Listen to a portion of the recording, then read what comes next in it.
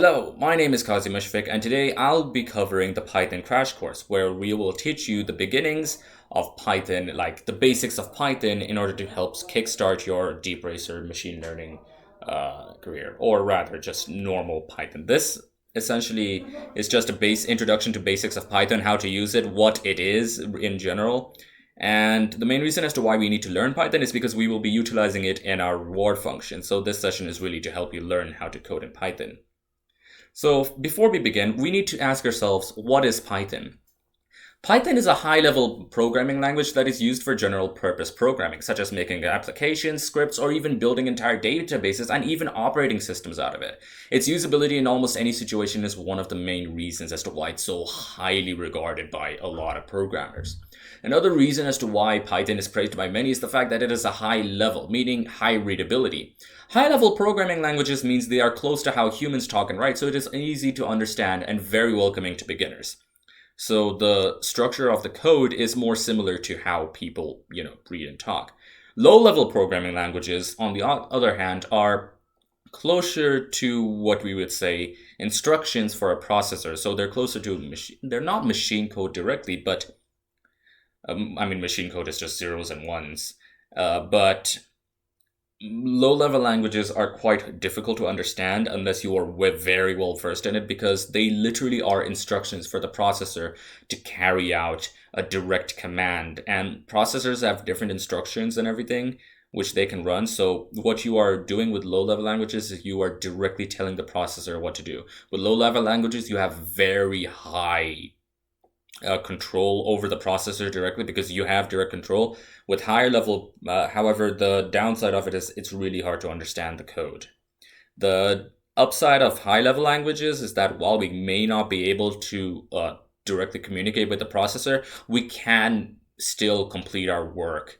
Like, we can still achieve what we need using Python because it runs through an interpreter, and the interpreter just runs the code directly. So you do not need a massive, and you do not need to know about the direct instructions and everything. You just need to know the basics of the basics, some programming basics really. And yeah, don't need anything more than that. And Python is also better in terms of other programming languages, because Python, it essentially is it's a high level language, but because it's so very generally typed, and it doesn't have as many nuances as traditional other programming languages do. There are other higher level programming languages such as C++, C, Java, and all that sort of stuff. The issues with those is that they have their own programming nuances, so you need to already understand a bit of programming, and they have massive theory behind it, which is often difficult for beginners to understand. So Python does not really have as much, so it's great for beginners, and that, as I said. Other details of Python which makes it desirable is the fact that it is dynamically typed, meaning variables are compiled at runtime, so you do not need to know what kind of variables it is. And what I mean by this is that essentially, if you have a C or a C++ program, you need to worry about what type of variable they are. So if you have an integer, type integer, variable in C or C++, you cannot change that variable. In Python, you can change the value, but it has to remain a value, like a type integer. In Python, you can change an integer, you can change a variable from an integer to a string to anything really, without any repercussions or issues. So yeah, Python's great in that sense.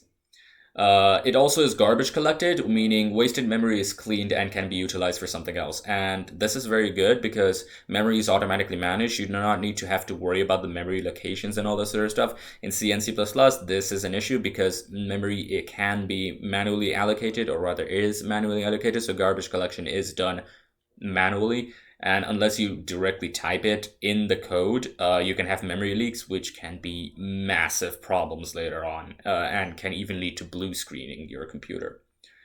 It also features different styles of programming paradigms, such as structured, object-oriented, and functional programming. So it has very high versatility in terms of usage, so you can use it for more or less any type of programming. And in other words, it's one of the best starting programmings out there. So yeah, great for beginners. And that's about it. Now it's time to learn Python. The other slides essentially cover like where to find the online editor and the online repo, but because this is a video, you can find them in the description down below. So without further ado, let's go on with the actual programming portion. Whoops, that was a mistake on my part. So, hello everyone. To those who record, I'll record an intro session. I'll record another session later, introduction session. But for now, welcome. This is probably the first ever code you will ever run, and it's the simplest code possible. And it even describes what it is. It is print hello world, and that's exactly what it would do. It will print hello world onto the terminal. So if you were to Control A, Control C, and then after that go into the thing, Control A, Control V over there, we hit run, you can see hello world is present on the terminal, meaning that's how it is run. And coding it is basically just that simple. All you got to do is copy paste the code, and then you can edit the code. Now while you can input and output on the terminal, we're going to get to that in a second, but for now, this is as simple as you can get. Just print hello world onto your terminal. That's the first ever code you'll probably ever be running. Now we're going to be going into the nitty-gritty details. Now we will begin, and I already said we will begin by typing out the first ever few lines. And in case if you haven't noticed, comments are written with a hash in Python. Other programming languages uses different styles of commenting. MATLAB uses, I believe, MATLAB uses C style. MATLAB uses percentage line. C Yeah. uses double slash or slash star for multi-line comments, but yeah, so different programming languages have their own different styles of commenting. Python uses hash, which if you don't know how to write it, it's Shift 3, number 3 keyboard. Does everyone understand everything that he just went over about Hello World and how to actually start to code your things? It's very simple. Okay, sweet. It's very simple, but it's the absolute crucial building block. If you don't really understand how to do that, speak up now so that you actually will be able to understand how to do all the cool stuff we'll go over in just a little bit. Yeah, and there are some really fun stuff with Python. No? Okay. I'm going to take this answer as a yes. All right. So in case if you want, like I said, comments are essential. Now you may wonder, why are we going to be commenting on a Python line? Well, that's because commenting is very good practice. Because if you just write a piece of code, not everyone can understand what you just wrote. So that's why comments describe what parts or what section of the code does what. It allows the person to quickly read over the thing and understand, oh, this part of the code does this, so without having to read and understand what the code is. So it's very good. It's also good for your own understanding. Kind of like I use them for notes in my part when I was starting out ENDG 233, so it's good on my part, but you guys can also comment for whatever reason you want. However, I highly recommend you just write a piece of code and then afterwards comment what it does in order to it's good programming practices. Now we're going to finally go into the proper details.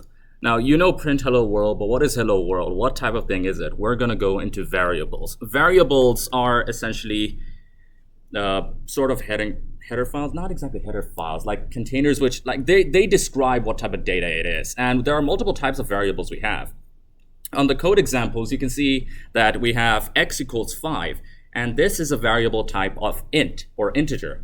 And integer, well, I mean, itself describes itself. It's an integer. There's no decimal places. It's just a simple integer, full like you can have a 5-digit integer or a 6-digit integer. It's very simple. Then you have a more complicated value known as float. This is y equals 5.0. Now the difference between x and y is the fact that x is an integer, but y is a float. What is a float? Well, it's a bit more, think of it like it's now an integer, but now you have decimal places, and that's the best way I can describe it, really. All right. So if you have decimal places in your code, then I highly recommend you use float instead of int, because if you put decimal places in an int, it's going to cut out all the decimal places and just keep the integer portion. So yeah, wait, that's only in C++. You don't need to worry about it in Python, my bad. So then you have z equals cosy. That is not an integer or a float. What is it? It's a string. A string is a piece of text that you run that is in Python. So essentially a string is It's just a bunch of text, whatever, combined together. And a simpler portion of that is known as a char, or a character. And that is a single letter, all right? We'll get into that in a short while. Just a little bit of a note on strings.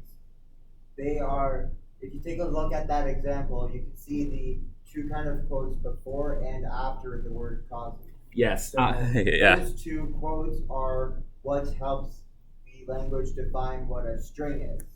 So you can We'll get into that. We'll get into that, actually. Oh, okay. Yeah, I keep everything. All right, so yes. Now, another thing which you may notice is that I always write x equals z equals. What does that part mean? That means we are assigning a variable that value. Think of it as algebra, all right? You have x equals 5.7 or something like that. X is basically an unknown. It's a variable, right? That's what we say in normal mathematics. And you can basically treat it the same way in programming. So if you have like an x variable, we don't know what that variable can contain. I mean, we can know what it contains, but it's a variable. It can change. It's just a value which we assign an identifier to, supposedly. So yeah, that's how you can use variables. So we can use, now, let's say we want to print some stuff, all right? We can, instead of writing print x equals 5, instead of printing like, print 5.0 and z, we can simply write x, y, and z instead, because that's how variables are used. But variables are very crucial when it comes to programming because they allow you to easily output data by assigning these, identifiers to. So when we write print x, that means it's telling you, okay, print whatever value is in x. And that is 5. So we are printing the value of 5. So that's why if you were to run this code, you'll be able to see that the output is 5.0 Kazi. And if we were to copy it and paste it into thing, Control V, run, there we go, 5.0 Kazi. That's exactly how it's that simple. Now we're going on. We use a comma to separate things we want to print, and that is true. So for example, let's say, because we have 3 different things, all right, and we need to print them, we use a comma to separate them. So we have a variable x, and then comma y, and then comma z. And this will allow, it'll put a space in between the outputs of the variable. So that's also something which you might want to consider. All right, so x equals 5.0. We can write it like this. Oh yeah, a second part. So now here we consider a string. So we can write, as we can type in like this. Essentially what it does is that it's just simply printing that single statement. But what happens if we want to print another statement, like say a variable, along with that particular statement? So then we simply put a comma, y. So say we want to print, or we can type like this, and then comma 5.0. And that's exactly what happens. We put a comma in here, and then we go, or we can add variables like this statement, comma, y, and the output will be this. All right, so it's very simple. Do you guys understand what I'm going through so far? This is very simple, right? And that's the good thing about Python, because it's very simple to go into. So now we're going to talk about value changing. Now, the good thing about variables is, well, they're variable. You can change their values at whatever time or point in the program. So let's say we have the value Kazi, and then we can now change it into 20. We put a value of 20 instead inside z, and now z is an integer. It's no longer a string, it's now an integer. We replaced the value of Kazi with the value of 20. And so if we were to print z, it's only gonna show 20. And if I were to run this, we get 20 over here. Oh yeah, and you may notice that I'm using Jupyter Notebook. However, if you just simply copy paste the code into the editor, you're gonna get the same exact thing. So that's why in Jupyter Notebook, it's only 20 over here. But that's, it's just a small point which I like to make. So these can be considered the general takeaways for the section. You do not need to declare a variable with a type. So we already went over 3 different types, which is int, float, and string. You do not need to declare these when you are writing your variables. That's the good thing about Python. And this is what we meant by it is dynamically typed, because the type is assigned when it is being interpreted by the interpreter. So you do not need to worry about the type or anything. You only have to worry about that in C++, but we're not coding in C++. So yeah. And a type of variable can change even after being set. That is very true. Most statically typed languages like C or C++, or even I think assembly maybe. Assembly should, yeah. Assembly. Some of these languages, you cannot change their type once you set them. So if we set a variable C int in a C++ file, we cannot change that. It is statically typed, meaning once it's an int, we cannot change that variable type. So we cannot put like a string. So let's say we put a y equals 5, int y equals 5 in C++. We cannot change that. It has to stay as an integer. We can change the value, but it also has to be another integer inside that particular code. That's one good thing about Python. You can change its type no matter how many times. So that's why you don't have to worry. There's less chance of an error happening. And that's why it's so beginner friendly. You don't have to worry about types. So yeah, there we go. We can even see what type of variable something is if we were to use the type operator. And we're going to go into operators. Now, there are many different types of operators in Python, and many of them can work in many different ways. One of the most basic types is like, putting like, a comma and then afterwards putting the thing. Think of it as, it's a function, really. Yes, it's a function. So a function will take a value in, and then afterwards it will spit the value out. It's kind of like, a math function, for example. So if let's say you have a simultaneous equation solver, for example. You just put the values in. It's going to run these small little different calculations, and it's going to spit the values out. So you don't have to worry about it. And these brackets over here, which you see, these are the areas to input your values. And the same thing with print too. Print is a function which is going to print out the values onto the terminal. So it does all these computations. All we got to do is put in the input. Now, print can take many different types of inputs. This is one of the more basic ones. And then inside that print function, we put a type function, which also allows it to receive an input. It does its thing magic, and then afterwards puts an output. So consider this.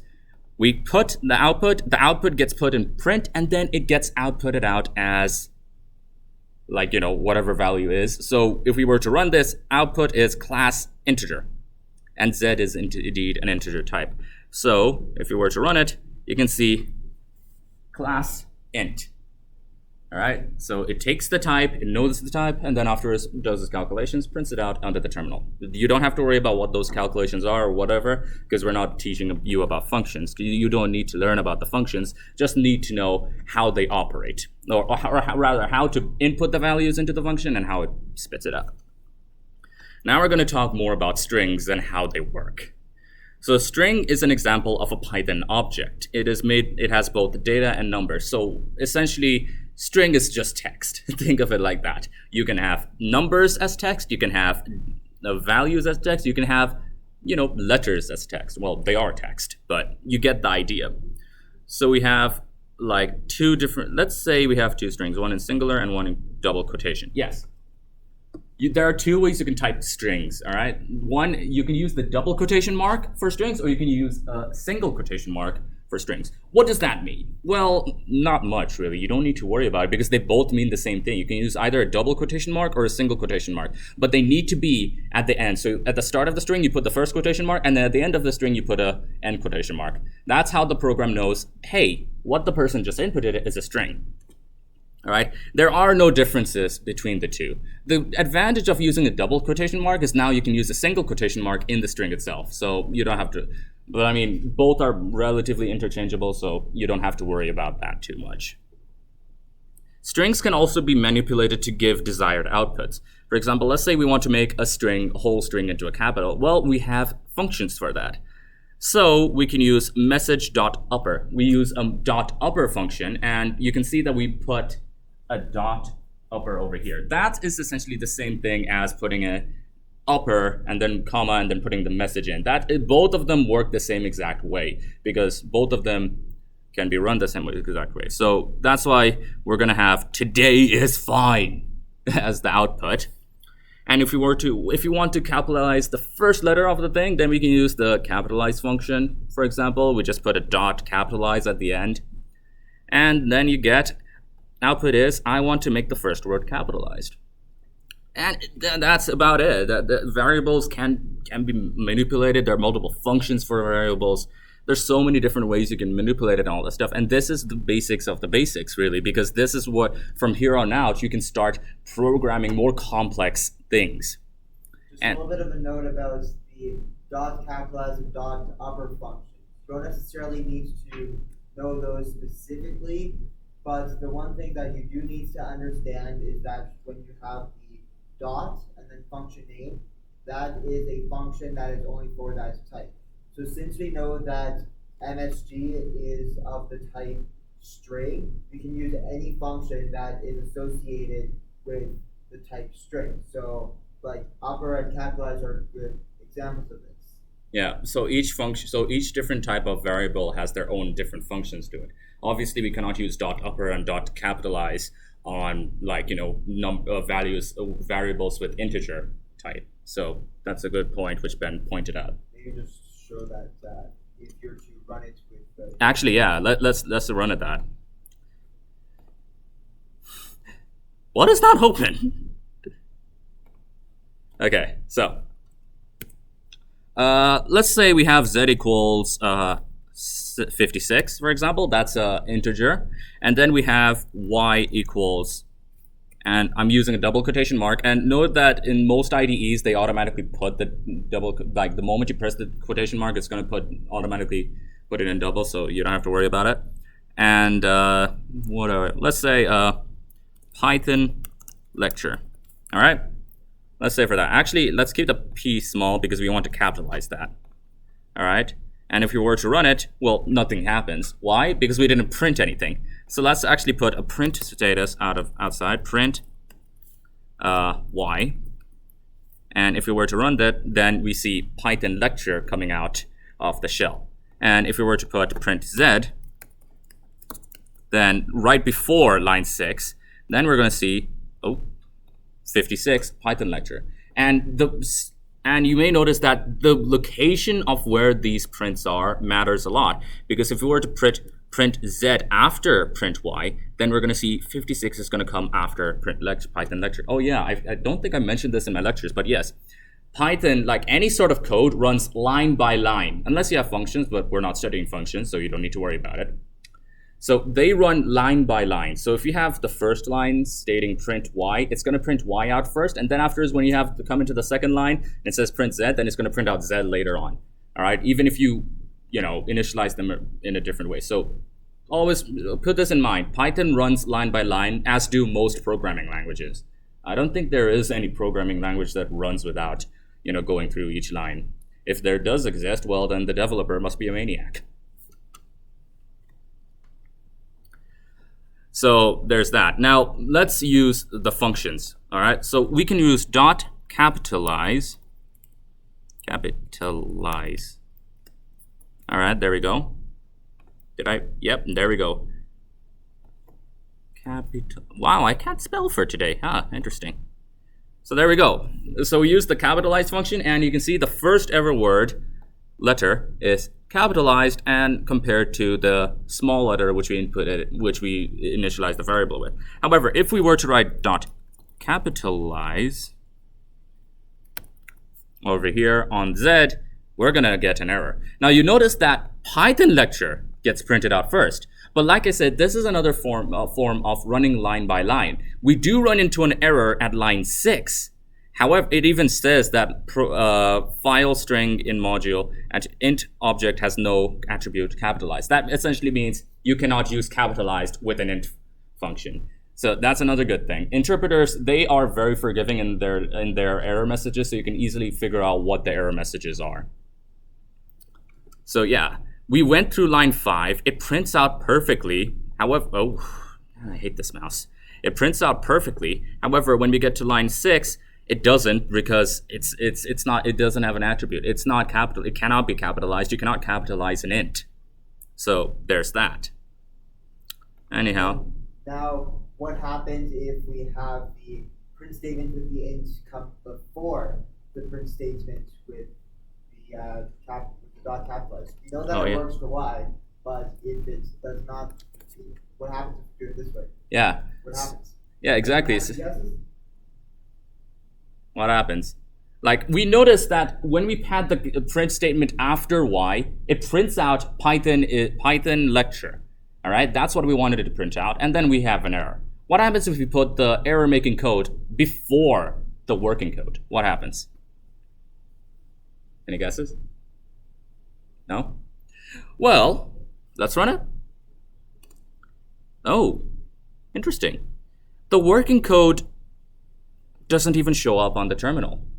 That means if you have an erroneous code before the working code, then obviously the program's going to stop here and say, hey, I have an error, I cannot continue anymore.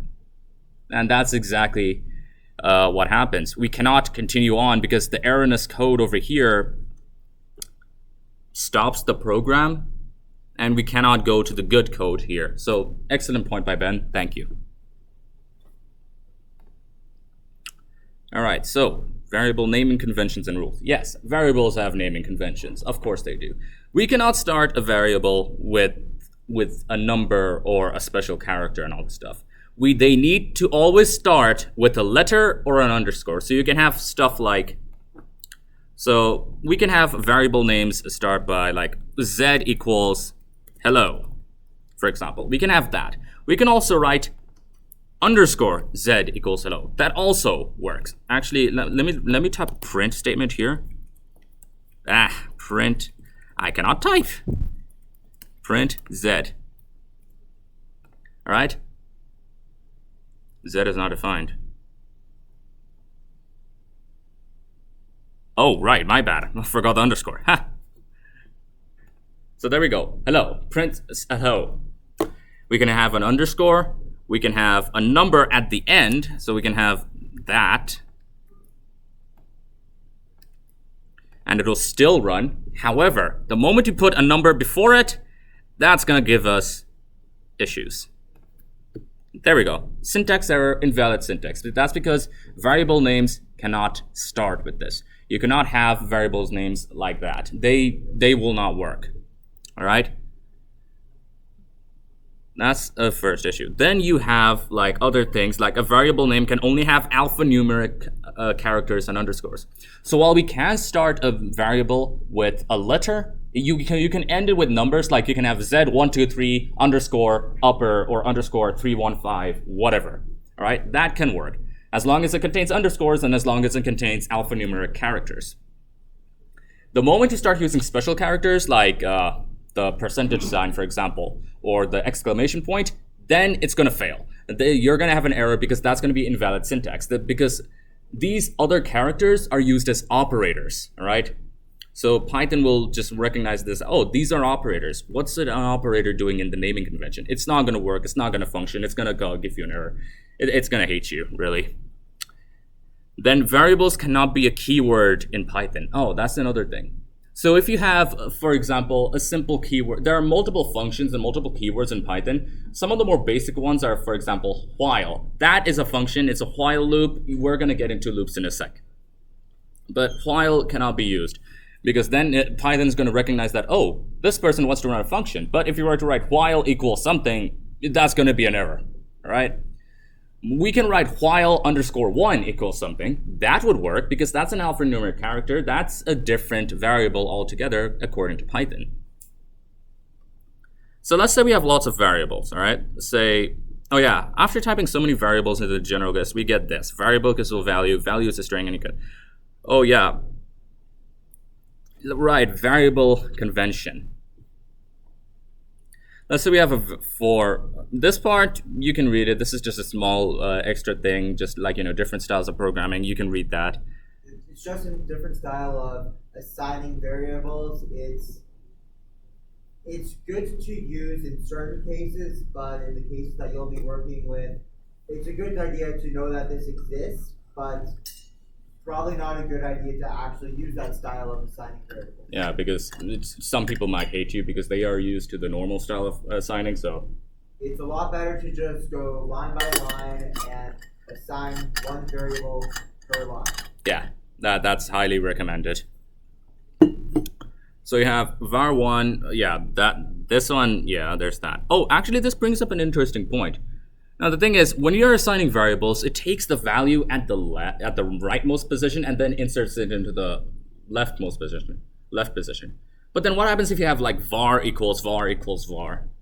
Then what it's going to do is that it's going to take this number, put it in this, and then afterwards, then the program is going to realize, oh wait, this is also assigning a variable. Then it's going to assign this number and put it into this. And remember, var3 equals to 10, so it's going to take the value of 10 equals to var2, and then it's going to take the value of var2 and put it into var1. So that's an interesting thing, which we're going to come to in a bit, all right, when we're going to talk about operators. So that's an important concept to understand when it comes to operators, but again, for variable assignment, like the previous method... Yeah, please don't do this. It's not preferred because this method is not very easy to read. So yeah, a lot of other devs will hate you. Just saying. Again, it's still so much better just to assign variables line by line. Yeah. We can also have variables have a value by addition of values. This we'll be talking about in arithmetic operations, which is literally the next section, but we're going to get into that. So we have 5 plus 10, var equals dot, value output is 15, which is as expected. Then you have var. You can also add up variables. We're going to get into arithmetic operations again. We can add up variables like var1 equals var2, var1. So var5 equals var4 plus var1, or var3 plus var1, my bad. And that's going to give you a value of 20 because var3 contains a value of 10, var1 contains a value of 10, 10 plus 10 equals 20, simple maths. Final notes / comparison. Oh yeah, when you end a program in Python, you do not need any ending statement for this because Python just doesn't care. You just kind of have a line of text and just run it. And C++ programs and all that sort of stuff, you need to put everything in a function. You have a main function and everything, and it gets a bit complicated at times. So you have a return 0 at the end for Python, for those C functions. This is especially true if you use an int type for the main function. However, Python does not require such formalities. It can be informal in the sense that it doesn't need a return value. And you may ask, what is a return value? A return value is what the program needs when it ends. So, for example, when a program needs to end, normally there's a special character sent to the terminal or sent to the program, which will end the program entirely. So that's how programs usually end. Python automatically does this for you, all right? You don't need to write a return statement. In C or C++, you're gonna need to write that return statement. So that's that. And return is exactly what it sounds like. You return out or you get out of the program.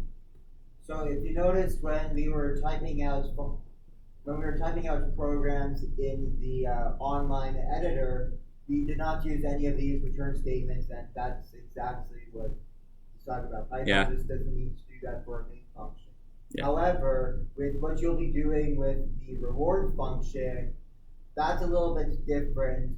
You will always have to return a value because it is by definition a function that is going to take an input, which are all the parameters given by the car, and return the output, which is going to be your reward.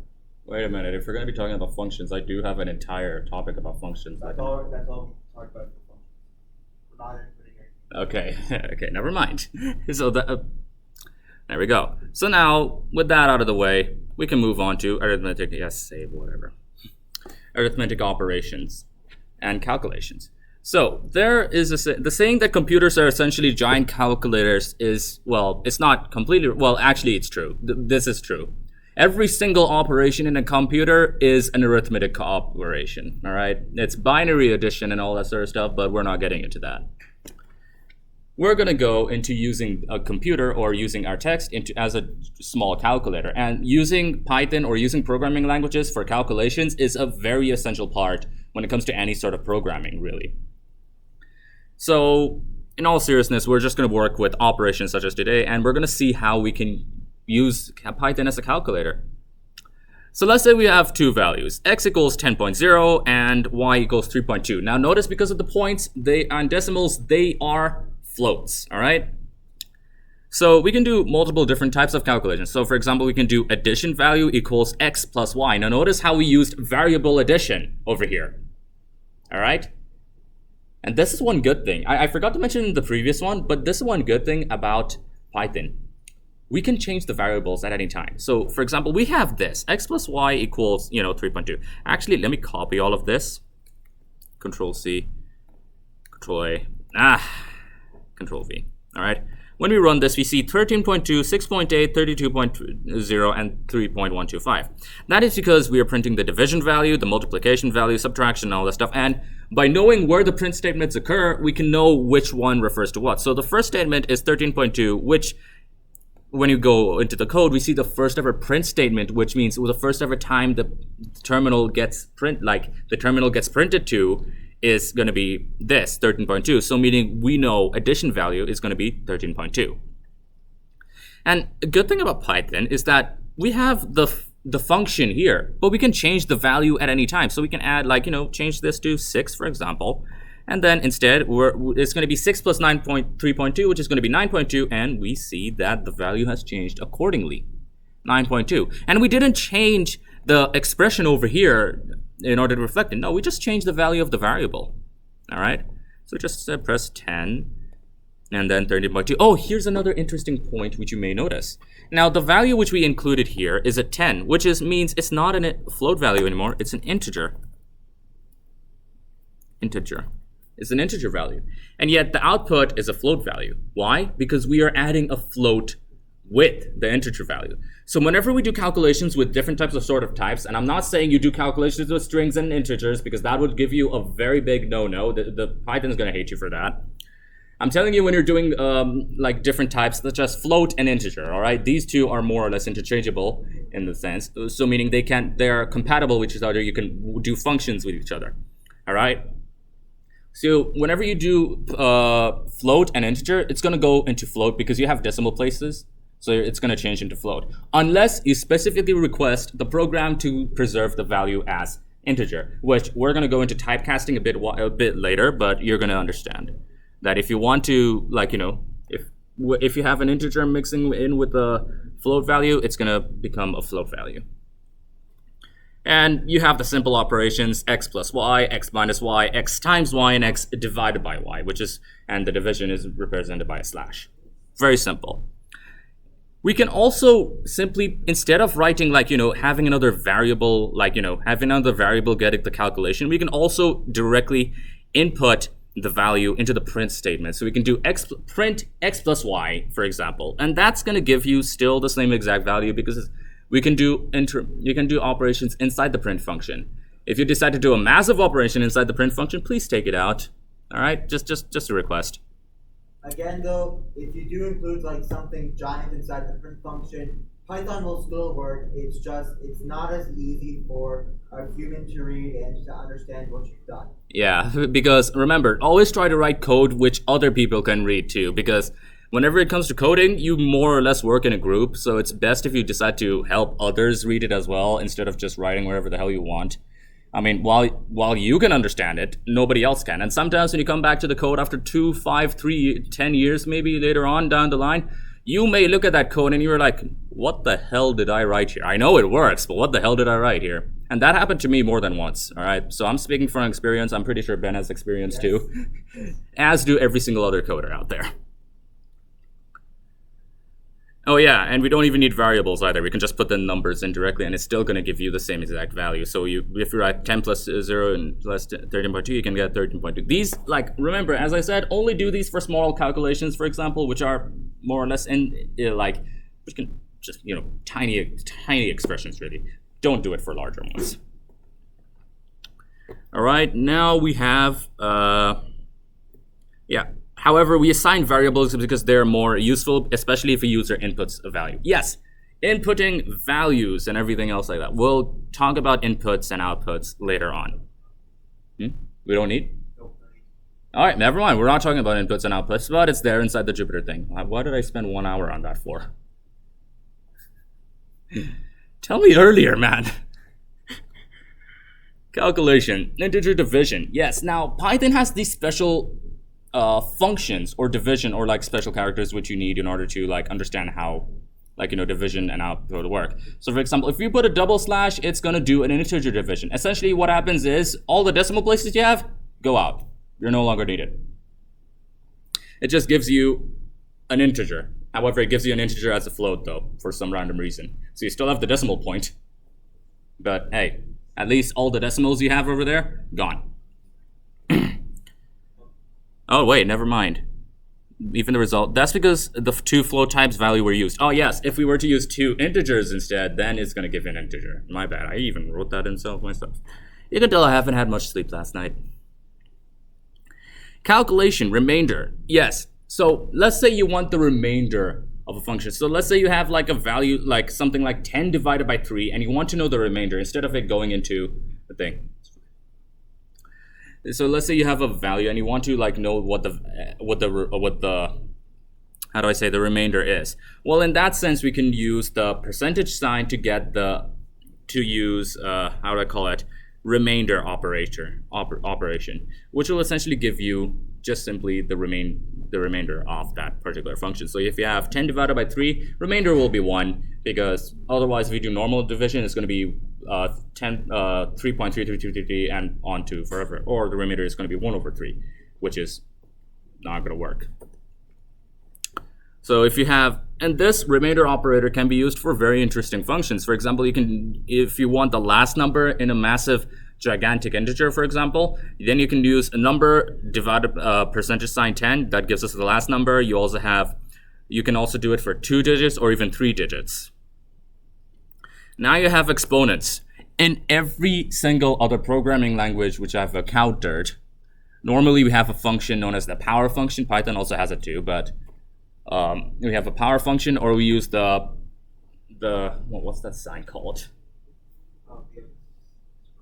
Yeah, the exponent sign on our on our keyboard in order to get the exponent of that particular function and that stuff.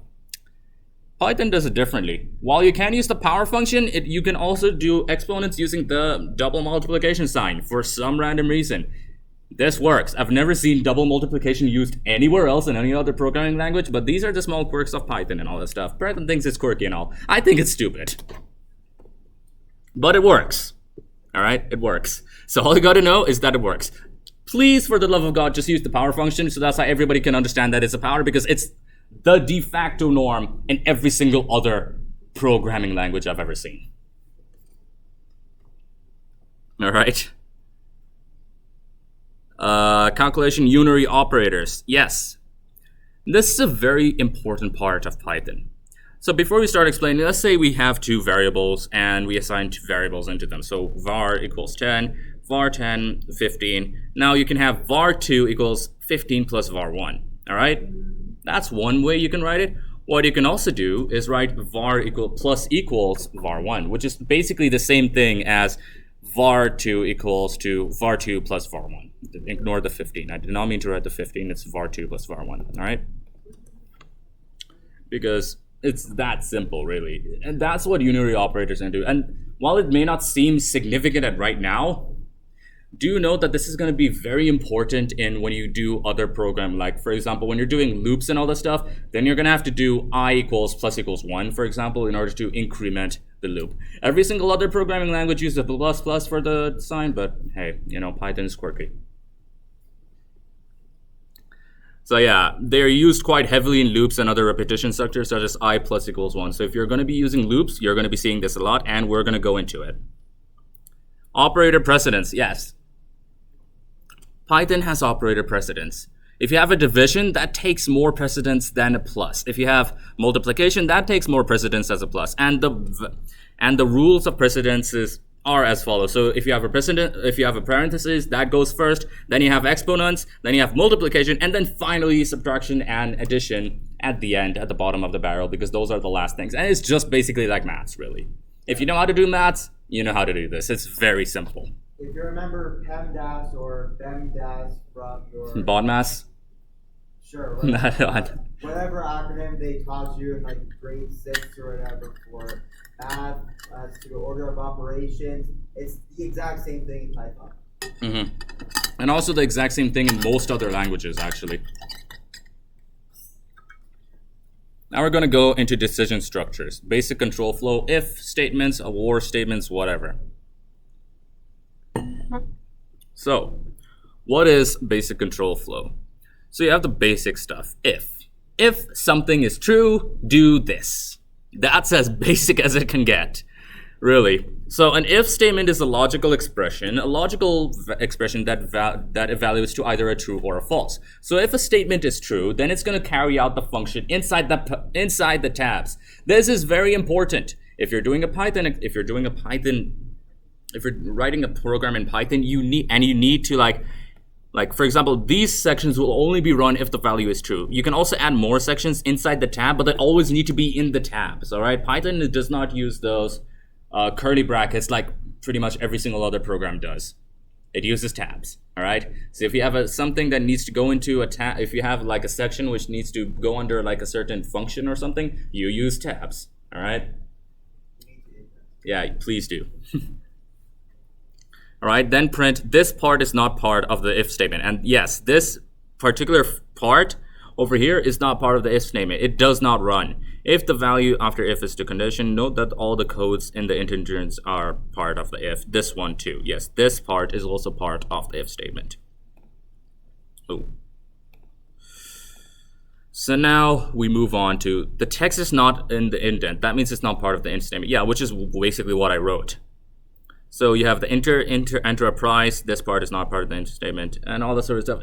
We're not covering input and output, so we're going to be skipping that part. But if you are interested, you can still read that section. Maybe it would be a good idea to show a demo IDE as to inputs. Oh yeah, right. Never mind. Since we're not going to be covering inputs, but just like not you. Inputs, but just if statements in general. If you say price is equal to 50. Yeah. All right. So for example, let's say this.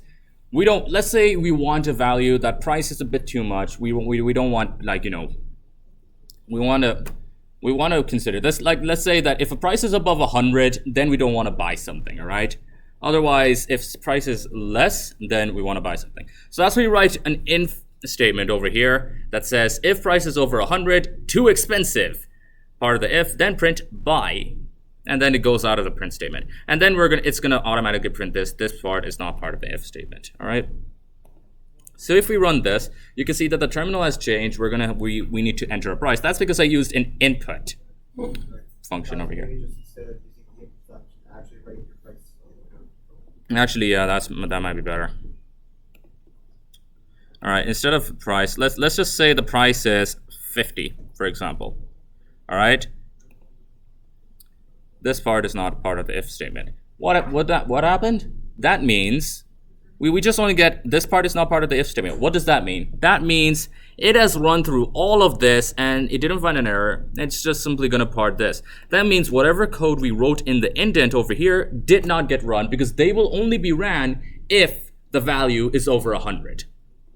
So if we were to put a value like, say, 150, or 1,509, for example, you're buying the new Next 4090, for example. Too expensive. Simple as that.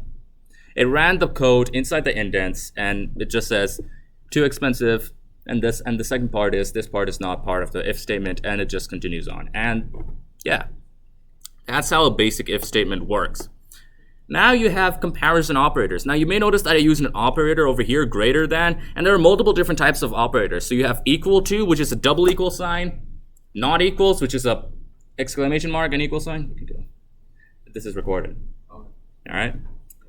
Double equal sign, which is percentage sign, and equal sign. That means not equals to, greater than, less than, greater than or equal to, or greater than or less than and equal to. It's very simple. All right, now notice that we do not have just simply equal in the list. What does that mean?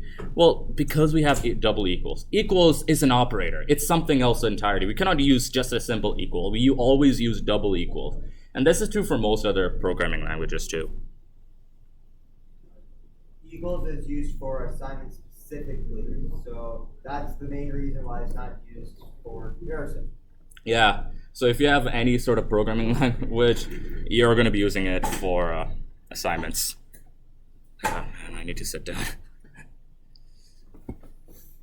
Now this type can also be used for arguments and such. For example, instead of typing x is greater than 3 or so, we can write c equals x is greater than x. What does this particular line mean? Well, that means c will give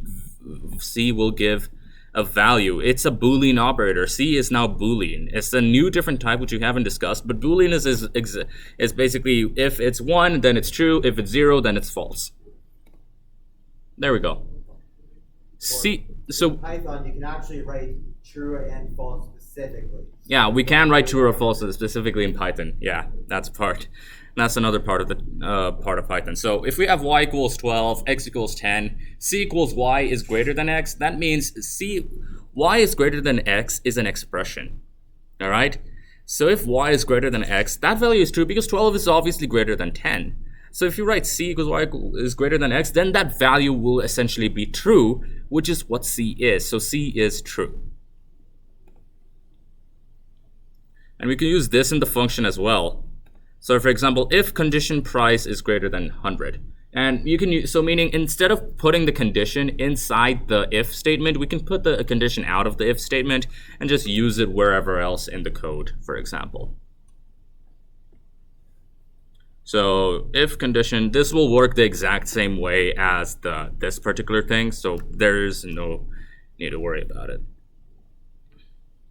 And this will work exactly the same way as above the other statement. Note that if the condition for if is either true or false, but what happens if we put a number? Well, in that sense, it will only accept Boolean integers, conditions, and nothing else. Even if we put numbers such as 10 or 20 inside the statements, it's still going to be true.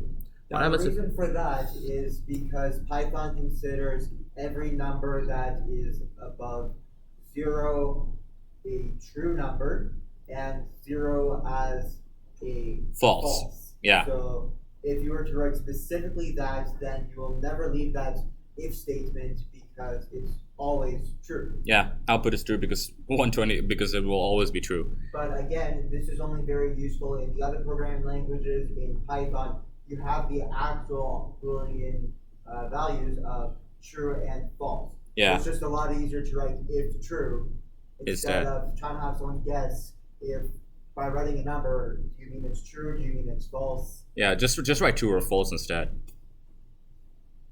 Yeah, because in computer language, 0 is false, any other value is considered true. Well, actually, is negative considered true? No, it's false, right? Negative should be false. Negative is the syntax error. Never mind. So, if statement, string comparisons. And yeah, you can compare different strings together, but we don't need to do that, do we? Not really. Yeah, we don't need to cover this if you want to. Oh yeah, elif. This is probably one of the more important parts when it comes to decisions. So if you have an if statement and you need an else statement, we do not write else if, we write elif because Python. Every single other programming language uses else if. I even made a rant about the elif when I was studying this. Whatever. One key thing to note about elif is you cannot start with elif. You have to start with an if statement, and then you can follow that by an elif statement, which will run if whether or not the if statement happened. If you're to have one if statement followed by another if statement, once the code enters one of the if statements, it will not enter any of the other if statements. You must have an elif if you want to test for multiple conditions. Yeah, exactly. So that's why elif needs to be there. This is one of the more important parts, especially when it comes to normal coding. So yeah, first elif block, second elif block, third elif block, invalid price, and all this sort of stuff. We can have an infinite number of elif blocks, and it's literally else if. So you test the first condition. If that's false, then you go to the second condition. If that's false, and third condition. And this may be a problem, actually, because programming languages go line by line, and I mentioned this over here. So this code is wrong and will produce incorrect results. Why? Because if we look at the thing, we see that it goes through, if price is greater than 100, then it's too expensive. However, if the price is around 80 or greater than 80, then we can think about it. If the price is greater than or equal to 50, then we print it is tempting. And if the price is greater than or equal to 0, then we buy it. However, If we select this, if price is greater than or equal to 0, then it will automatically say we'll buy it. And this is unfortunately a problem. Yeah. And this is unfortunately a problem because any value inputted will give you this exact answer, because any value that is positive will be above 0, which is going to be, which is always going to give this statement. That means all these other elif statements are invalidated. All right. So if we were to take this and paste it into the Python code, all right, and we run this. Okay, so actually we're going to be entering the price here now. So yeah, so let's say I put 1450, for example. Well, I did not type anything into that. Did something happen? Run. Enter the price. Okay, there we go. Let's say we entered this price. This price is clearly above 100, right? However, if we enter it, it still says, let's buy it. That's because it runs code line by line. It runs into this. It sees that this value, which we entered, is greater than or equal to 0. It will print out, let's buy it, and all the other if statements will be, are not considered. Oh, yeah, and an else statement. What is an else statement, therefore? Well, an else statement is kind of like the default statement. If a program goes through all of the ifs and elifs, for example, and then afterwards finds that the value which you inputted it cannot fit in any one of those statements, then it's going to go into a default statement, else. All right? And this is basically the default statement saying, oh, by the way, we did not find anywhere any of your value. All right, it didn't fit in any of the categories, so we're just going to put it into a default value called other. So consider it like that. So if we were to run this again, and let's put some stupid string, for example, that's not going to give you anything. In fact, that's going to give you an error. Negative values, I suppose. Yeah, there we go. Invalid price. Price must be a positive value. And this is this line over here. So what happened? So what do we know from this particular from the terminal over here is that it ran through all of these, found that this price did not fit any one of those, and therefore it gave us the default expression, which is invalid price. So yeah, there's that. So yeah, I explained why this particular code is wrong. Now we're going to go into slightly more advanced thing where we're going to talk about logical operators, and, or, and not. So this is how an operator works. So say, for example, you have two conditions which you want to test. You can put nest ifs, whereas it's an if statement inside an if statement inside an if statement. Those things can get complicated and it could get messy. All right? And we'll get into that a bit, how we nest those stuff. Do we need to learn nesting? Not really. Okay, never mind. You're not learning nesting. So let's say you have two conditions which you want to run, all right? So let's say A and B, A is false, B is true. What happens is the follow is for an AND operator. So A and B. Now notice that if always requires the value to be true. It always requires a true value to run this particular code, all right? Otherwise, the default value, this one is false, all right, will be ran instead. So essentially, the AND operator is a logical operator, and it's basically kind of like a logic. If A and B is true, then print out true. If A is false, then then the output will be false because one of them is false, right? As a good example, let's say I make the statement, I will find you, and I will kill you, I guess. Sure. My man, did you just butcher that one-liner? Intentionally. So essentially, if I do find you, but there is no torturing, then the statement is false. If I don't find you, then I somehow end up torturing you, that's also false. Well, it will only be true if it's both. If I find you and you get tortured. So fun little way to think about it. I'm sorry. I got confused with that. I'm sorry.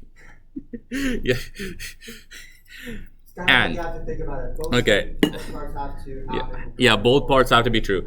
So think of it like this. If true and true, meaning both things need to be true. And you can have an infinite number of if and statements inside the if command line. All right, so that means if this part is true and this part is true, then print this. All right, think of it like that. That's how English works. So that's how Python works, I guess.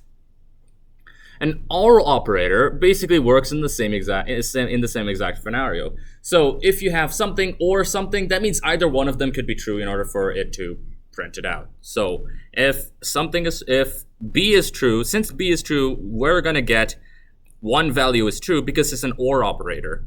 So one value is true because B is true. A can be whatever value, could be true or false, but because A is true, that's why it's gonna print out one value is true. If the only time an OR operator fails is if both values are false. So if A is true and B is false, if A is false and B is false, then the OR operator would fail, meaning both values are false will be outputted. A NOT operator works is if the first part, the NOT operator basically is the opposite. It's kind of like the reverse Uno card, if you will. All right. It does the exact opposite. So if one value is true, the NOT operator essentially changes that into false. And if its one value is false, then it changes it into true. And it works with only one item. So right now we have B is true. However, if you write B is not true, then it's essentially going to be if B is false, then it's going to print the value as false because the NOT operator will change the true to a false. And if we write A instead, then essentially the NOT operator is going to change it to true. So false to true, true to false is the opposite thing, all right? So now we can, with all these different sort of operators, essentially what we can do is we can make more massive code, all right? And an example is like, for example, a person's age. So let's say we want to write a different sort of if-a statement. So let's say we have we want to see which category a person's age would be. So we input the value of age, and it's going to output what the response would be. So 0 to 4 is a baby, 4 to 15 is a child, 15 to 18 is a teenager, 18 to 30 is a young adult, 30 to 60 as a middle age, 0 to 69 is quite old, 69, nice. 69 to 90, very old, 90 to 122 as ancient, and 123 plus as nonsense because no one is that old. Because the oldest person, as far as I know, is 122. I think. I don't know. This thing's 2-3 years old. He might be dead by now. Who knows? Anyhow, so we run this particular program. Oh, right. We forgot to include the age. Age equals, let's say 40, 242 for example. I write that semicolon out of habit. So age equals 224. All right, let's actually take this down. All right, Control C, and then Control V. All right, Control S. So this is quite a big program, but it's very simple. So we put the value here, and if age is less than 0, invalid and age entered. So if we run this, notice that since no person can be that bold, you lie. That's because we entered age value as 242. If we write 69, for example, nice. The main reason is because we have all of these different operators, and we even included the double equal operator. So how does this exactly work? It's exactly like ranges, which you studied back in, I think, grade 11 or even grade 10. So if age is less than 0, invalid age answer, impossible to be younger than 0, all right? Unless you're a fetus or inside your mother's womb, which I don't understand how you would be capable of using an internet at that, like using a laptop at that age, but maybe plugged into the matrix. So if age is less than 0, first statement, there we go. If age is greater than or equal to 0 and age is less than 3, which falls into this category, so it's like, 0 greater than 0 and age is less than or equal to 3, you are a baby. If age is greater than 3 and age is less than or equal to 14, then you are a child. If age is greater than 14 and age is less than or equal to, you get the idea. It's very simple. You get the idea. Same type of logic for the rest of the OF statements that's said there. Yeah, and This time we're not going to go through all. Yeah, and then you have else, which is basically the default statement, which, as far as I know, you can't really enter here. But you know. But it's good practice to include that in case somehow something triggers that. Yeah. So now your program won't break. Yeah. So it's always good to have an else statement as a default statement, like else something happened in this if statement, and then you can just debug it or fix it. All right. Now we're going to go into arrays, which is the fun little bit. Actually, and to start, huh? You don't need to learn arrays? Access arrays? Oh, I guess we wrote it about here.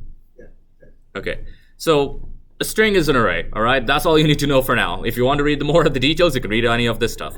But in order to access arrays, you can use the indexes over here, using the double brackets, and then you put the value in that part. All right, so notice that we have string t. T is 1, and we put the value of 1, which is going to give you a value of t. What does this mean? T is the second letter inside Python. However, every single programming language, the first index is actually 0. So if you want to see, actually let's copy this out in order to give you an idea. All right. So this is messy. All right. So arrays. So we have a st called string. All right. All of these different things. Now notice that a string can be used as an array. So each individual letter or character has a value attached to it. All right. So if we were to write print st1, the output is t because the index of character t is 1. The index of character s is 0. And this is because in programming languages, indexes start from 0 and then goes up. All right, so index 0 is s, index 1 is t, index 3 is going to be r, index 4 is I, index 5 is n, index 6 is g. So if you were to write index 6, we're going to get a traceback error. That's because I forgot index starts from 0. Oh my god, I'm an idiot. See, G. I've been using too much MATLAB. All right, that's my excuse. All right, so if you go to 4, then we're going to get N. That's the 5th letter. So yeah, that's how Python works. That's how most programming languages work, except MATLAB, because MATLAB is a psychopath. And the main reason as to why I say it's a psychopath is because when you're programming, every single index is 0. That's what you understand. MATLAB just decided to do its own thing. And you have like the Len function. Oh yeah, should we cover Len?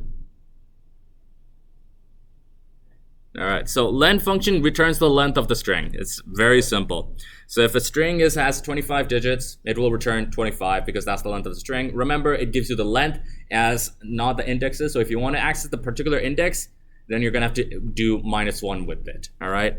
Which is what I do here. Index, because character index starts from 0.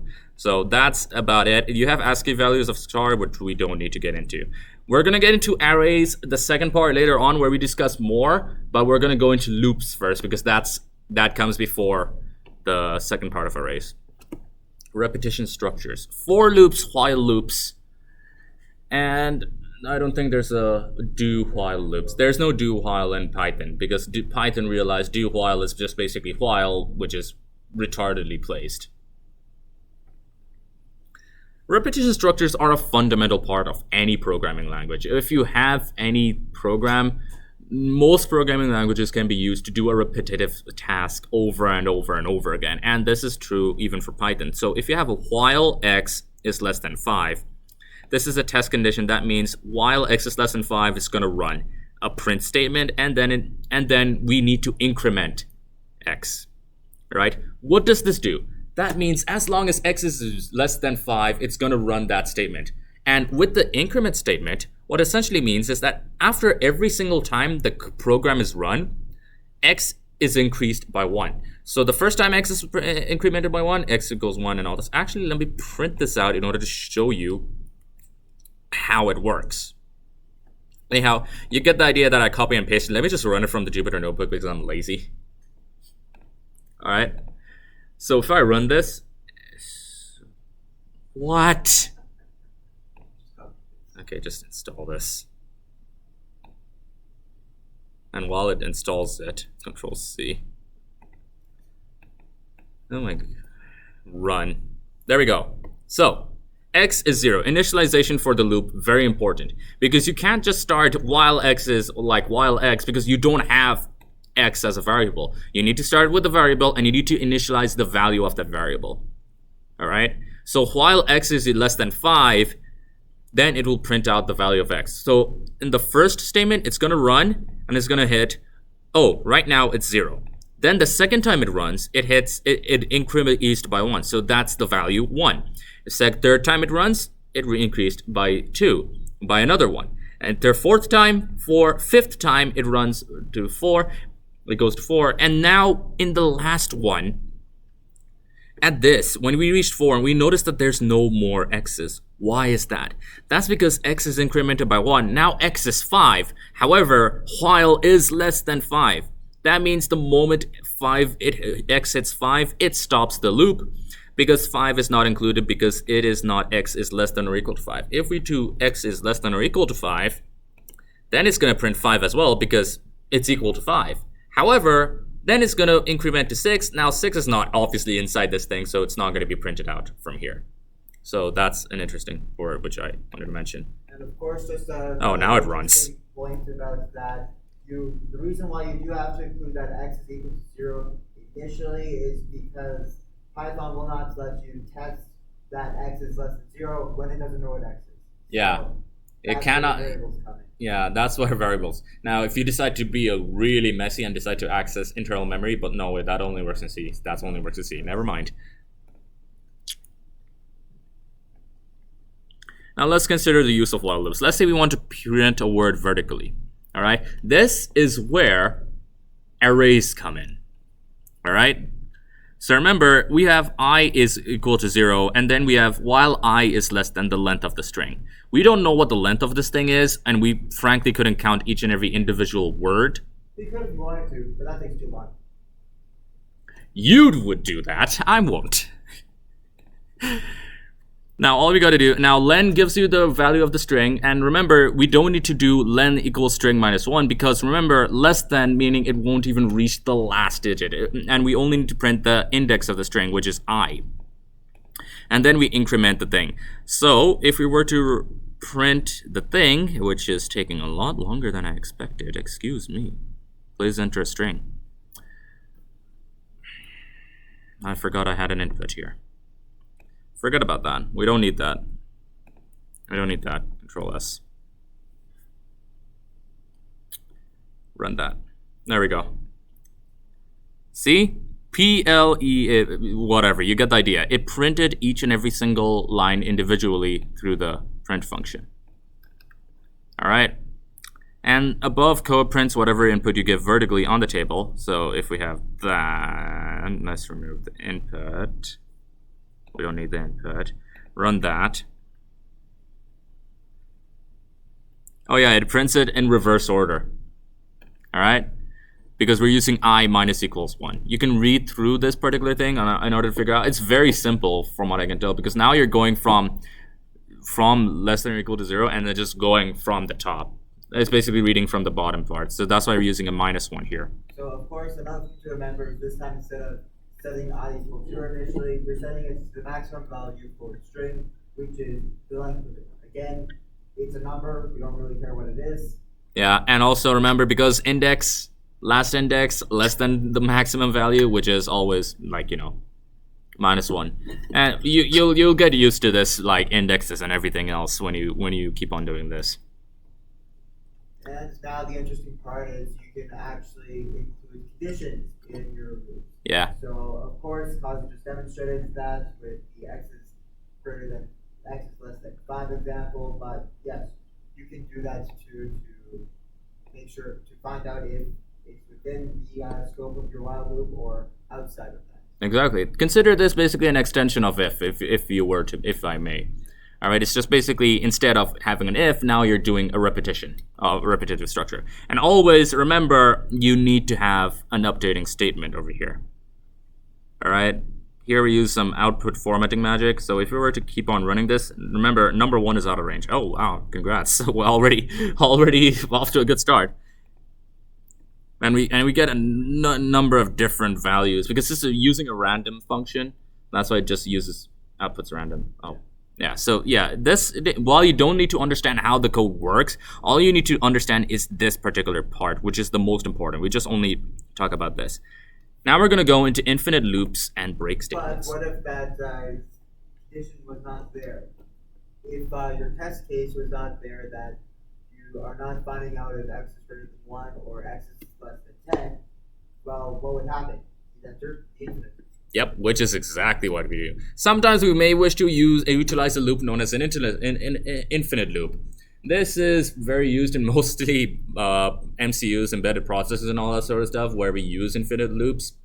But if you want to use an infinite loop for some reason, sure. However, you don't want to keep on running that loop all the time until you close the program. One way to break out of that loop is, well, using the break statement. Just set it as it is. So let's say we have a counter I, all right? Now, the main reason as to why I'm using counters is because you're not advanced enough to understand the more massive programs, so we'll still use a counter. Most programs you'll be using will still utilize a counter, all right? So let's make a while loop. So while true, we print out the value of I, and then plus equals 1. And then we initialize an if statement over here, where if 1 is equals, I is greater than 5. Now remember that we can also put this thing into the while loop, but we just wanted to see how the break statement works. When this thing reaches, we use the break statement to break out of the current loop, all right? And if we wish to break out, and if we were nesting while loops and all that sort of stuff, then we need to break out that particular loop as well. So we use double things. And we'll discuss this in the pattern programs over here, which we're gonna go over very quickly, but right now it's not that important. Break statement is part of a class called jump statements. Jump statements are used to alter the flow of the loop. There are 3 types: break, continue, or pass. Continue is used to skip all the remaining statements of the loop and go to the start. You're not going to use it? No need for continue or pass. Okay, so just break. Break is the only important one. All right, so we'll ignore this. We'll use a continue for this one. Now, else statement. Again, just like if statements, we have else statements, where if we have a condition and then finally we can use an else statement. So the moment the loop ends, we can use an else statement to write the value over here, hence carried out once the condition is false. So if we were to run this, You don't even need an else statement. we don't even need else. What do we do? Just say print. Okay, fine. As soon as you enter the loop, it's just going to continue with the code like it was before. So Okay, so we don't even need that else statement. Never mind. the else statement is more of a catch-all for if statements. Yeah. Now, for loops are basically that. So now there are 3 types of iteration statements or repetition statements, and that is while loops, for loops, and nested loops. Basically, for loops with extra steps. We'll get into it. So now we're going to go into for loops. For loops are used to iterate over any kind of statement such as I or string. And the interesting thing about it is that for doesn't require a value I. All right, it automatically creates it. So You don't need to initialize it beforehand like you do with while loops. yeah. Actually, let me read through this because I probably explained it here. Okay, for loops in Python are used to iterate over any items of any sequence, such as a list or string, to follow a for value in sequence and the statements after the indents. One notable difference from while loops is the fact that they don't need an initialization for value. The for loop can keep on going until the last item in the for loop is met. This can be achieved with the use of a range function. The range function is a built-in function that is used to iterate over any sequence of numbers, and it goes over the following sequence. Range, then you have the start value, then you have the stop value, and then you have the step value. Step value is essentially how many, like what value for steps do we have. So let's say we have a range of 1 to 5, and we have a step of 3. So that means it's going to go from 1, then 4, then it's going to end. Because, you know, it keeps on adding 3 over and over. So it's basically kind of like a while loop. However, you do not need that initialization. You do not need that if condition, because the if condition and everything else and the update statement are all in the first line. So the range statement basically says the following. The range for a number between 1 and n plus 1, we wrote n plus 1 because we want n as well. Oh yeah, please enter a value of an integer. Right, because I have stated that n input whatever. All right, we give a value of I every 2 numbers per iteration. Once we started with 1, the next number will be 3, and then so on. That means we will get odd numbers. Every number is separated by 2. So we got 1, 3, 9, 1, 3, 5, 7, 9, etc. Print I. So let's just run this, for example. All right, let's say we want a max value of 9. So the set is 1, 3, 5, 7, and 9. All right, that's how a whole for statement works. We got the initialization. I is automatically initialized by itself. It starts from 1. You have the stop value, the final value, and then you have the step value. And that is it. The program gives us all the odd numbers to the value inputted by the user. It can be reformatted to give an even numbers as well, but you get the idea. For loops can be used with great flexibility than normal while loops for more specific tasks. Now, in while loops, we carry out a condition until, we carry out the loop until a condition is met. In for loops, we don't have a condition because they're used for a sequence. So this is where a difference between while loops and for loops come. While loops can act as a if condition. So the moment an if condition is fulfilled, then we stop the while loop. However, in for loops, it goes through a sequence, all right? We can have conditions in a for loop, but then at that point, you might as well use a while loop, so there's no point in using a for loop for that. So you get the idea. So example, the user inputs an integer number, and a piece of code is supposed to get output an integer number. Let's get both of them from the user, all right? So n input is user, digits also, and this gets an array from strings directly from the for loop in an array. Essentially, that's just a shorthand notation instead of using the giant for loop that's over here shown above. That's just a shorthand notation to use. It's useful, but not extremely important. I actually covered that in arrays. Oh. Yeah, I just realized. So yeah, so you have int x. This one you don't need to understand for now. We're gonna cover it later. Then you have d int at the second number, input the second number. Now we implement the for loop with a condition. Again, there's no point in implementing a for loop with a condition if you have a while loop, all right? While loops are for conditions, for loops are for sequence. Just keep it like that. So again, we have the condition. Print, there is a d in position this of the number. If it is, print, break out of the loop. There's no need to continue. Else, that is it. This is where the else comes in. There is no d inside the number. And very simple. You can read through it, and the comments basically give you the idea. That's how an else statement is used in a for loop. Now again, nested for loops. You can have a for loop in a for loop, or a while loop in a for loop, and a whatever. Nesting is the idea. You can also have for loops in if statements as well. Nest them in if statements. So for I and j, for j and that, get the number of the number and print the number out in one line, go to the next line, etc. Go on. So there we go. Here's a bonus section which you can run in your own time if you have a Python thing. So just take this, run it in the IDE, and I explain all what this thing does through the comments. So yeah. Arrays. This is the more important bit. Now, we already went over a bit of arrays in strings, but now we're going into more bigger territory. What is an array? Now, the thing about Python is that Python base does not have an array, but it has what we call linked lists, and they can be used as arrays. If we wish to use arrays, we're going to have to use Numpy, but we're going to get into that in packages, which is like the last section. And it's literally over here, so we don't have to worry about it. Man, my throat hurts. Give me a sec. Go to D. No 2D arrays? Okay, so we don't need 2D arrays. I just included it if you're interested.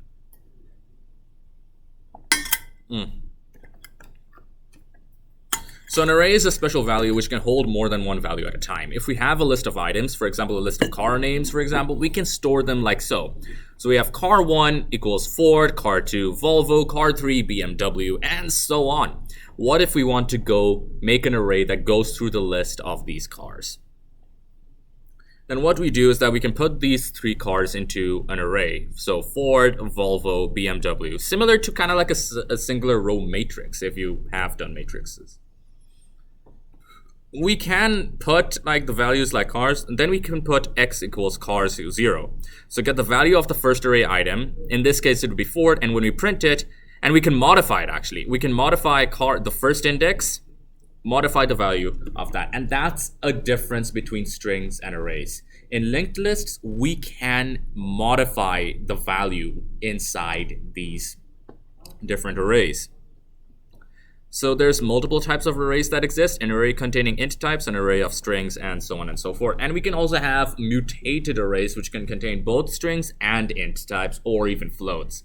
And that's the good thing about Python, because it can allow mutated arrays. You try doing this in any other programming language, it's gonna crash. Particularly in C. I somehow managed to blue screen my computer more than once. But that's because I was using malloc, trying to allocate memory in the wrong area. That's something else. So you get the idea. Multiple types of arrays can exist. If we were to print an array, we can get the whole list instead of a digit. So the array list is y. So we have all of this. Now if we were to use the indexes, notice that we only print that particular index. So if we have car equals that, then we can print the whole car value, or we can just print out a simple index. If we were to print y, then the output is this. And if we were to actually just run it so you can see directly. Oh my god, Anaconda, my man, you're slow. I mean, you're an i5, but you're slow. Yeah, there we go. We get the whole array. If you want to print just one item in the array, then we can just write over here 1. All right. This is going to be the second index, which is going to print number 2. All right. So remember, indexes. Yeah, see, 2 is printed. And so on. The length of an array. Just like in strings, we can use the len function to return the length of the array. All right, because both are essentially arrays and all this stuff. So if we have 3 items in the cars, no matter what their value is inside it, we can just print the value itself. So the array contents is 3 because we only have 3 items in that particular array. Looping array elements. If we want to go through each item in an array, we can use a for loop. Do we use this? I mean, yeah, we could go through each item in an array. So instead, now notice that we had the range function before, but instead of the range function, we can just put cars, and it is automatically going to realize, oh, so it's going to be telling me to go through each and every single item in the array of cars. So just by simply putting the name of the array name in the for loop over here, it automatically is a range statement. So for x in cars, so meaning for each item in cars, print out the value. So if we were to run that, we get Ford, Volvo, and BMW. And we can have modifiable values here. All right. So we can do multiple different things. Ford, BMW, and then finally Toyota. I forgot to include that. Okay, run this. All right, so for x in cars, if x equals to Toyota, then print x. You can do more functions. You can nest ifs and all that stuff. And you get the general idea at this point. You can nest more stuff into this particular program. Adding and removing array elements. Do we cover this? All right. I mean, last statement is just very simple though. Last one doesn't even, it's like we have enough time. Don't worry. Adding and removing elements. If we say we want to remove an element, for example, or add an element, then we can use the .append function. and then we put the value which we want to append in, and then indeed the value of the array has increased by 1. So print len cars equals 4. That's because the size of the array has increased by 4. That is nice and all, but what if we want to remove an array element? So for example, we want to completely remove the second element of the array, and I mean remove and not replacing it by someone else. We use the pop function. So we can pop it by 1. So if we want to pop the second item, then it's array index 1, so we use the pop cars.pop1, and indeed the length is 2. So output is just simply going to be 2 here. What if we want to be more specific? Say, for example, we don't want to remove the index. We want to remove a particular car, but we don't know where that particular brand is. So for example, we have Ford, Volvo, and BMW inside the array, but let's say we want to remove Ford from the array, but we don't know where Ford is. All right, we don't know the array index. We just know Ford is in the array. We want to remove that.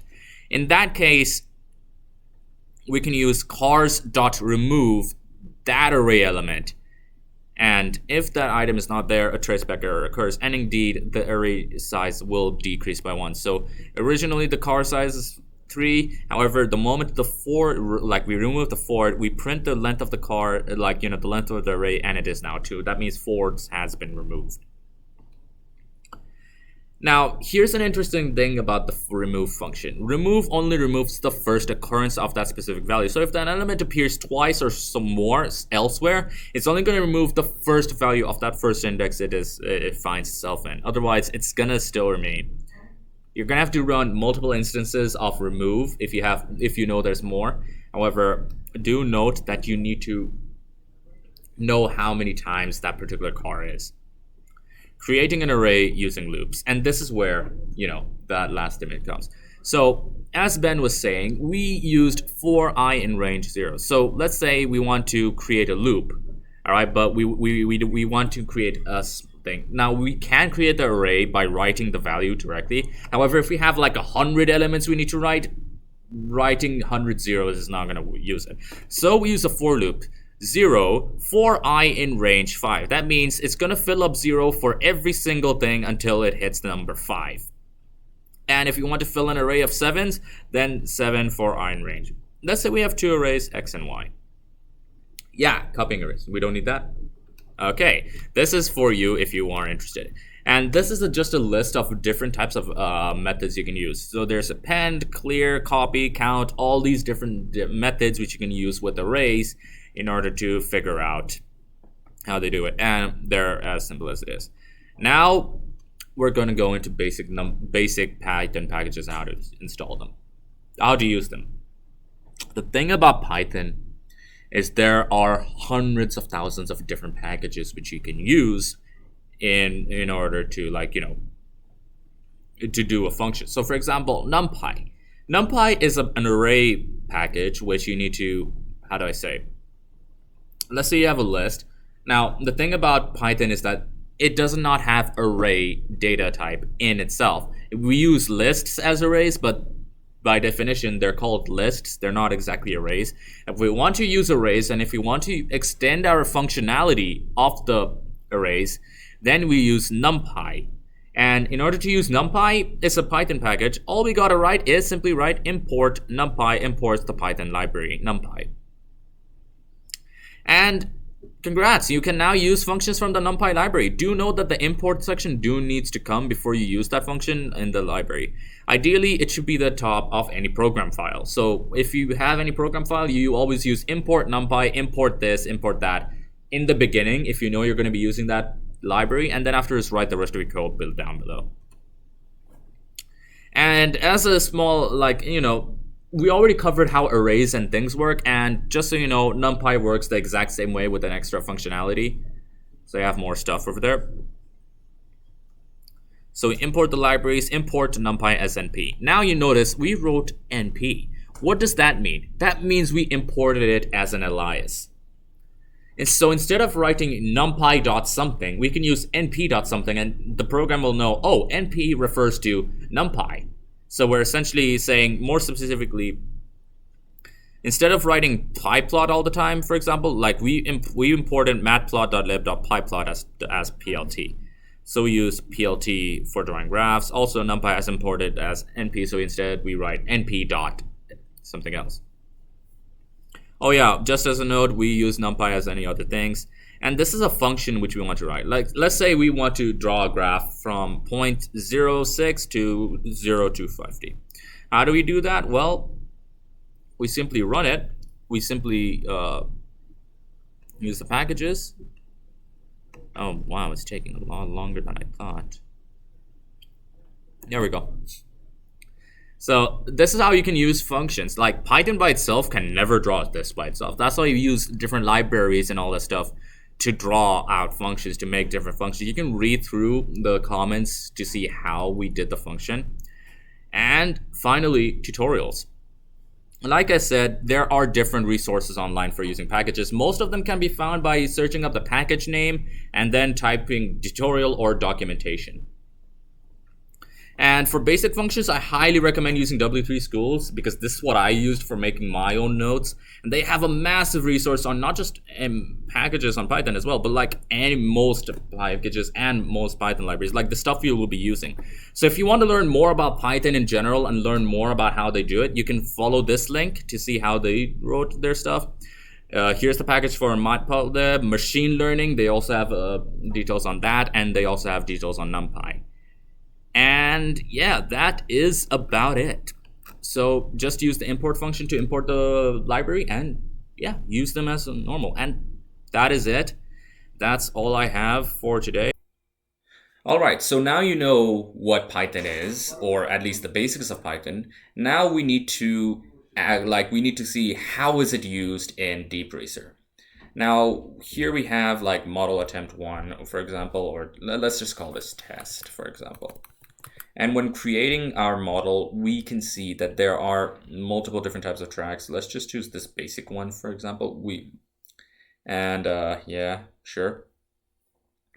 And we can see that there's multiple different programming. Like here, this is Python. Right here, you can see the programming directly in Python on this area.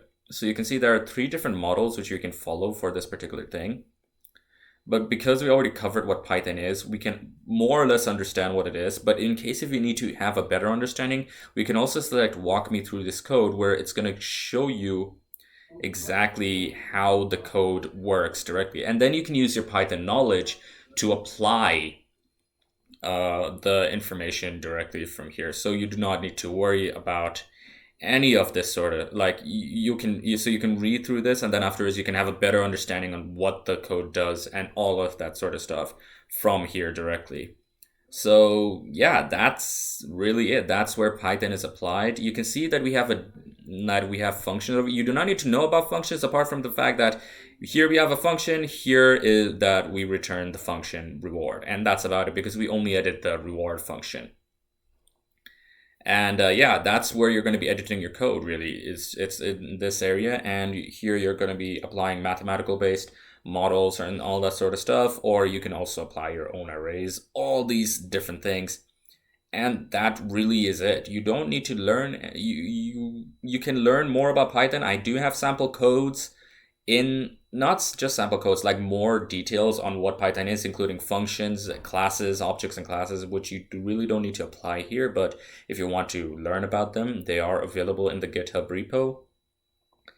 And apart from that, there is really nothing much else I need to discuss about this. You have the Python code, you edit the code in this area, and yeah, good racing, have fun, and I'll see you later.